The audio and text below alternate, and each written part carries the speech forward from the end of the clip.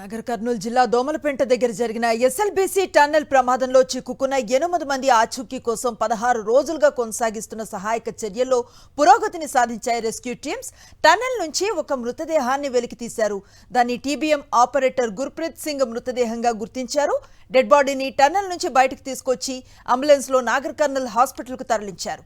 కేరళ నుంచి వచ్చిన కడవర్ dogs team గుర్తించిన చోట తవ్వకాలు జరపగా మొదట మానవ అవశేషాలు కనిపించాయని సహాయక చర్యల్లో పాల్గొన్న వారు తెలిపారు. నిన్న అర్ధరాత్రే మానవ అవశేషాలు కనిపించాయని, మృతదేహాన్ని వెలికి తీసేందుకు చాలా సమయం పట్టిందని వారు వెల్లడించారు. నెక్స్ట్ ఏదైతే ర్యాడ్ మైనర్ ప్లేస్ అనుకున్నామో D2 అని, దాన్ని కూడా మేము టేక్ ఓవర్ చేసి మొదలు పెట్టాము. దాని తర్వాత మాకు కొంత సమాచారము అందరి వల్ల దొరికింది. లాస్ట్ మినిట్లో పారిపోయేటప్పుడు ఇక్కడ ఒక మనిషి చేతి మాకు కనిపించింది అనేది ఒక చిన్న వార్త మాకు తెలిసింది. అక్కడ మేము ప్రయత్నించగా నిన్న అర్ధరాత్రి టైంలో మాకు చెయ్యి కనిపించడం జరిగింది.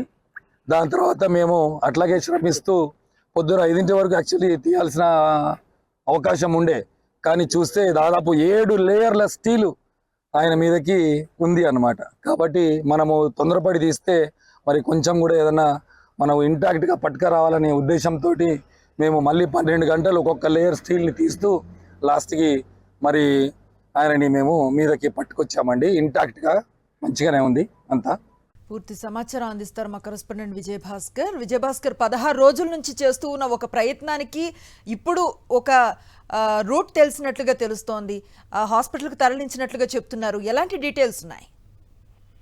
అనుశ్రీ, ఎస్ఎల్బిసి టన్నెల్లో 16 రోజులుగా నిర్వహించినటువంటి యొక్క ఆపరేషన్స్ లో ఒక ముందడుగు పడిందని చెప్పాలి. ఆచూకీ లభించినటువంటి 8 మంది కోసం అహర్నిశలు 12 సంస్థలు అహర్నిశలు పనిచేశాయి. చివరికి ఈ రోజు మాత్రం ఒక మృతదేహాన్ని బయటికి తీసుకురాగలిగారు. అతన్ని గుర్ప్రీత్ సింగ్ గా గుర్తించారు. పంజాబ్ కు సంబంధించినటువంటి రాబిన్స్ కంపెనీలో పనిచేసేటువంటి ఇతను టీబీఎం మిషన్ సంబంధించినటువంటి డైరెక్టర్ గా చెప్తున్నారు. ప్రధానంగా ఈ యొక్క ఎవరైతే క్యాడవర్ డాగ్స్ ఉన్నాయో కేరళకు సంబంధించినటువంటివి, అవి చూపినటువంటి 2 ప్రాంతాల్లో మనం నిన్నటికెళ్ళి చెప్తున్నాం. వాటి యొక్క తవ్వకాలు చాలా విస్తృతం చేయడం జరిగింది. చివరికి 2 ప్రధానమైన ప్లేసులలో ఒకటేమో చాలా డేంజర్ గా ఉంది. అది కూలిపోయినటువంటి యొక్క ప్రాంతం ఏదైతే ఉందో అక్కడ దగ్గర ఉంది కాబట్టి అక్కడ డేంజర్ అని గుర్తించిన తర్వాత రెండో ప్లేస్ అయితే D2 ఉందో అక్కడ వీళ్ళంతా తవ్వకాలు చేస్తే నిన్న రాత్రే అక్కడ ఒక చేతు మృతదేహానికి సంబంధించినటువంటి చేయి కనిపించింది. ఆ తర్వాత ఇతని బాడీ మొత్తం ఆ యొక్క టనల్ బోరింగ్ మిషన్ ఏదైతుందో దాని యొక్క కింద 7 లేయర్ల వరకు దానిపైన ఉండేటువంటి ఏదైతే స్టీల్ ఉందో అది ఉండడం వల్ల ఒకవేళ బాడీని బలవంతంగా తీస్తే